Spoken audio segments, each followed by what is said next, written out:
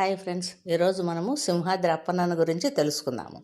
విశాఖపట్నం సమీపంలోని సింహాచలంలో వెలసిన శ్రీ వరాహలక్ష్మీ నరసింహస్వామి అత్యంత ప్రసిద్ధ వైష్ణవ క్షేత్రం. కృతయుగంలో ప్రహ్లాదుడు స్వామివారిని ప్రతిష్ఠించాడని, కళింగ రాజులు ఈ ఆలయాన్ని అభివృద్ధి చేశారని పురాణ కథనం.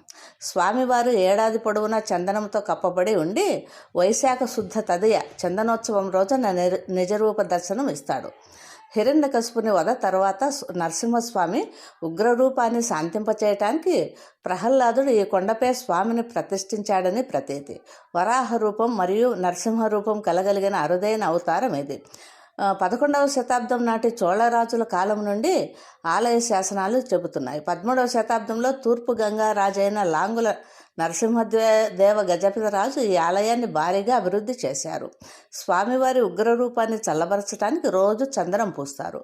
ఏడాదికి ఒక్కసారి మాత్రమే ఈ చందనాన్ని తొలగించి 12 అడుగుల నిజరూపంలోని స్వామిని దర్శనమిస్తారు. ఇతర ఆలయాలకు భిన్నంగా ఇది పడమర దిక్కున ఉంది, పశ్చిమాభిముఖంగా ఉంది. ఇది విజయానికి చిహ్నంగా భావిస్తారు. విజయనగర సామ్రాజ్య చక్రవర్తి శ్రీకృష్ణదేవరాయలు ఇక్కడ స్తంభాన్ని ప్రతిష్ఠించారు. ఈ క్షేత్రాన్ని సింహాద్రి అప్పన్న కొండ అని, ఇక్కడ కొలువైన స్వామిని ముద్దుగా అప్పన్న స్వామి అని పిలుస్తారు. విశాఖపట్టణానికి అతి సమీపంలో ఉన్న పుణ్యక్షేత్రం సింహాచలం. సింహాచల క్షేత్రంలో ప్రసిద్ధమైన వరాహ నరసింహస్వామి దేవాలయం ఉంది. దీనిని సింహాద్రి అప్పన్న కొండ అంటారు. శ్రీకాకుళం, విజయనగరం, విశాఖ, తూర్పుగోదావరి మొదలైన జిల్లాల ప్రజలకు, అటు ఒడిశా ప్రజలకు ఆరాధ్య పుణ్యక్షేత్రం సింహాచలం. దేవుడికి పూజ చేయటమే సేవ. సింహాచల క్షేత్రాన్ని మొక్కుబడులు చెల్లించడానికి వచ్చే ప్రజలు ఆచరించే సింహాద్రి అప్పన్న సేవ.